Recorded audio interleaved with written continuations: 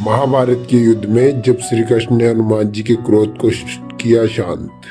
महाभारत के युद्ध में अर्जुन के रथ पर बैठे हनुमान जी कभी कभी खड़े होकर कौरवों की सेना की तरफ घूर कर देखते तो उस समय कौरवों की सेना तूफान की गति से युद्ध भूमि को छोड़कर भाग जाती है। हनुमान जी की दृष्टि का सामना करने का साहस किसी में नहीं था। उस दिन भी ऐसा ही हुआ था जब कर्ण और अर्जुन के बीच युद्ध चल रहा था। कर्ण अर्जुन पर अत्यंत भयंकर बाणों की वर्षा किए जा रहा था। उसके बाणों की वर्षा से श्री कृष्ण को भी बाण लगते गए। अंत उसके बाण से श्री कृष्ण का कवच टूटकर गिर पड़ा और उसके सुकुमार अंग पर बाण लगने लगे। महारथी हनुमान रथ की छत पर बैठे हुए थे। एक टक नीचे अपने इस आराध्य की तरफ ही देख रहे थे। श्री कृष्ण कवचहीन हो गए थे। उस श्री अंगों पर निरंतर बाण मारता ही जा रहा था। कर्ण हनुमान जी से यह सहन नहीं हुआ।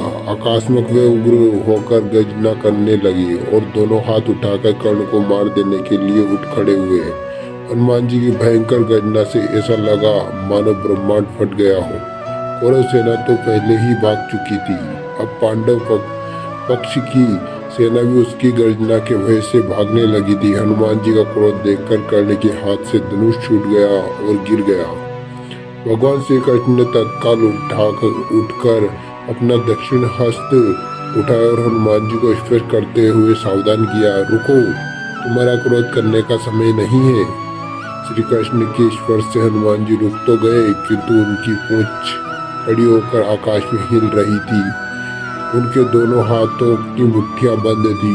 वे दांत खटखटा रहे थे और अपने नेत्रों से कर्ण को घूर रहे थे। हनुमान जी का क्रोध देखकर कर्ण और उसके सारथी कांपने लगे। हनुमान जी का क्रोध शांत न होते देख श्री कृष्ण ने कड़े स्वर में कहा, हनुमान, मेरी ओर देखो। अगर तुम इस प्रकार कर्ण की ओर कुछ क्षण और देखोगे तो कर्ण तुम्हारी दृष्टि से ही मर जाएगा।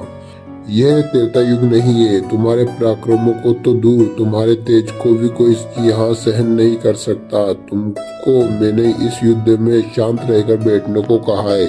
फिर हनुमान जी ने अपने आराध्य देव की ओर देखा और शांत होकर बैठ गए। तो साथियों, ये थी आज की कहानी। आई होप आपको पसंद आएगी। पसंद आए तो हमारे चैनल को सब्सक्राइब कर वीडियो को लाइक कर दीजिएगा और प्यारा सा कमेंट कर दीजिएगा। जय श्री कृष्ण, जय हनुमान। धन्यवाद।